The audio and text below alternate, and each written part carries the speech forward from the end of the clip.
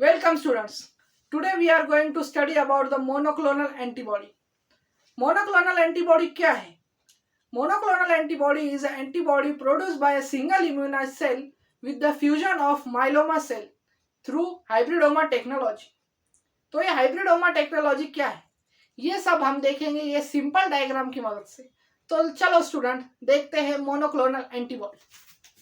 तो monoclonal antibody produce करने के लिए सबसे पहले हमें चाहिए एक इम्यूनाइज्ड ऑर्गेनिज्म। तो इम्यूनाइज्ड हमने लिया है एक माइस। हमने माइस को स्पेसिफिक एंटीजन से इम्यूनाइज किया है और हम सब जानते हैं when an antigen enter our body give response in the form of antibody and antibodies are produce against that antigen. तो ये माइस के अंदर हमने जो एंटीजन प्रोड्यूस किया था उसके खिलाफ उसके बॉडी में एंटीबॉडीज एक सफिशिएंट अमाउंट में प्रोड्यूस हो चुकी है। तो माइस में से हम स्प्लीन सेल निकालेंगे और स्प्लीन में से बी सेल हम एक्सट्रैक्ट करेंगे। स्प्लीन में से बी सेल एक्सट्रैक्ट करने के बाद हम लेंगे हमारा माइलोमा सेल कल्चर।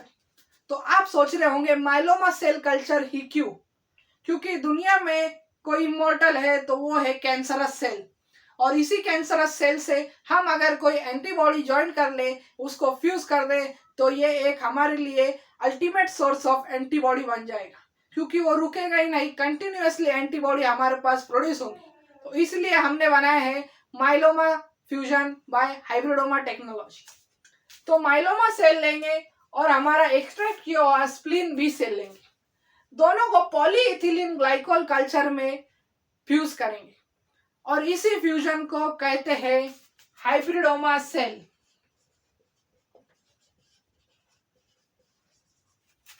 तो ये हाइब्रिडोमा सेल फॉर्म तो हो जाएगा, पर हमें देखना है कि वो प्रॉपरली फ्यूज हुआ है कि नहीं, क्योंकि अगर वो प्रॉपरली फ्यूज नहीं हुआ, बी सेल फ्यूज हो गए और माइलोमा सेल फ्यूज हो गए, तो वो हेट मीडियम में नहीं परफॉर्म कर पाएंगे। To test that these hybridomas are really worth for it, we going to put these hybridoma cell in the het media, and this het media is of hypoxanthine aminopterin thymine।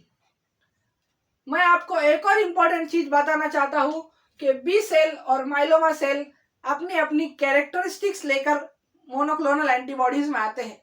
और ये characteristics क्या है? B cell के पास एक ऐसी characteristics है जो उसे डिस्टिंग्विश करती है, वो है एचजीपीआरटी एंजाइम।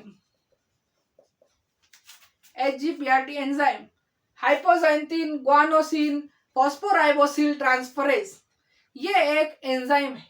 और माइलोमा सेल लेके आता है एक कैरेक्टरिस्टिक जो है इमोर्टेलिटी, यानी कि मल्टीपल सेल प्रोडक्शन।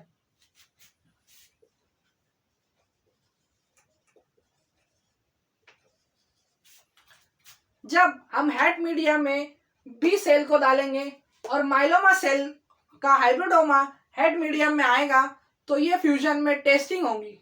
कैसी टेस्टिंग होंगी? क्योंकि एचजीपीआरटी हाइपोक्सांथीन ग्वानिन फॉस्फोराइबोसिल ट्रांसफरेज न्यूक्लियोटाइड प्रोडक्शन में मदद करता है। इससे हेट मीडियम में बी सेल सर्वाइव कर पाएंगे, पर कुछ ही दिनों के लिए स्टूडेंट्स। और माइलोमा सेल तो हेट मीडियम में सर्वाइव ही नहीं कर पाएंगे, क्योंकि उसके पास एचजीपीआरटी है ही नहीं।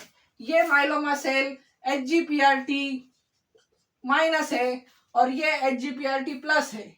आपने कई टेक्स्ट बुक में देखा होगा HGPRT minus and HGPRT plus.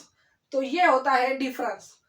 When both hybridoma fuse cell have been put in the HAT media, they are able to grow for weeks, and this happens because of fusion of both myeloma cell and B cell. When myeloma cell and B cell have been fused, B cell produce करेंगे HGPRT, जिससे वो nucleotide production होगा और myeloma cell से वो multiply बार बार होगा और ये फ्यूजन हाइब्रिडोमा हेट मीडिया में कई वीक तक सर्वाइव कर पाएगा और ग्रो होते रहेगा। और यहीं पर हमें मिल गया है एक अल्टीमेट सोर्स ऑफ एंटीबॉडी जो कितने भी दिनों तक प्रोड्यूस होता रहेगा, और हमें मिल गई है हमारी स्पेसिफिक मोनोक्लोनल एंटीबॉडी। तो इसके नाम में ही है मोनोक्लोनल। तो ये सिर्फ एक मोनोवैलेंट एंटीजन के खिलाफ बाइंड होंगी, यानी कि ये सिर्फ सिंगल एंटीजन के खिलाफ काम करती है स्टूडेंट्स।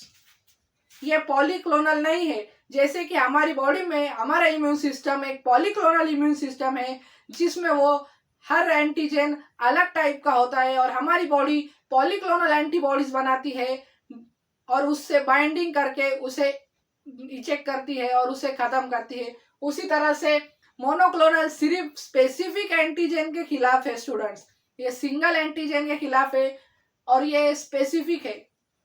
तो ये था मोनोक्लोनल एंटीबॉडी। तो what are the advantages of monoclonal antibody? तो अभी हम देखेंगे एडवांटेजेस ऑफ मोनोक्लोनल एंटीबॉडी। सबसे पहला एडवांटेज है मोनोक्लोनल एंटीबॉडी का, वो है होमोजेनिसिटी।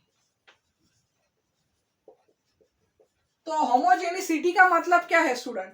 यानी कि जैसी मोनोक्लोनल एंटीबॉडी एक मोनोक्लोनल एंटीबॉडी जैसी दिखती है वैसे ही जो मिलियंस प्रोड्यूस हुई है सेम टू सेम दिखेंगी और इसे ही कहते हैं होमोजेनिसिटी। यानी कि there is no variation in the produce antibody through the technology is called as monoclonal antibody. और होमोजेनिसिटी बहुत इंपॉर्टेंट रोल प्ले करती है कोई भी एंटीबॉडी में, क्योंकि अगर उसमें वेरिएशन होगा तो वो स्पेसिफिक नहीं होंगी। दूसरा पॉइंट है इसका एडवांटेज है स्पेसिफिसिटी। स्टूडेंट ये सिंगल एंटीजन के खिलाफ है तो ये उसी के खिलाफ बहुत ही स्पेसिफिक होंगी और स्पेसिफिक एंटीबॉडी स्पेसिफिक एंटीजन से बाइंड होती है। इसका तीसरा एडवांटेज ये है स्टूडेंट्स कि ये लार्ज अमाउंट में प्रोड्यूस होती है, जिससे हमें बार बार इम्यूनाइजेशन की जरूरत नहीं पड़ेगी। अगर एक बार इम्यूनाइज सेल मिल गया तो हम कितनी भी अमाउंट में ये एंटीबॉडी प्रोड्यूस कर सकते हैं। और इसके एग्जाम्पल्स क्या है स्टूडेंट्स? इसके एग्जाम्पल्स है कि हम इसे डायग्नोस्टिक टेस्ट में यूज कर सकते हैं।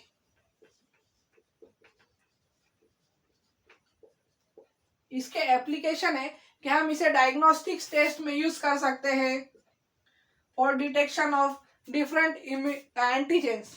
इसे हम कैंसर ट्रीटमेंट में यूज कर सकते हैं। इसे हम treatment of other diseases like arthritis और ऑटो इम्यून डिजीजेस में स्टूडेंट्स हम इसे यूज कर सकते हैं। ट्रीटमेंट इन ऑटो इम्यून डिजीज।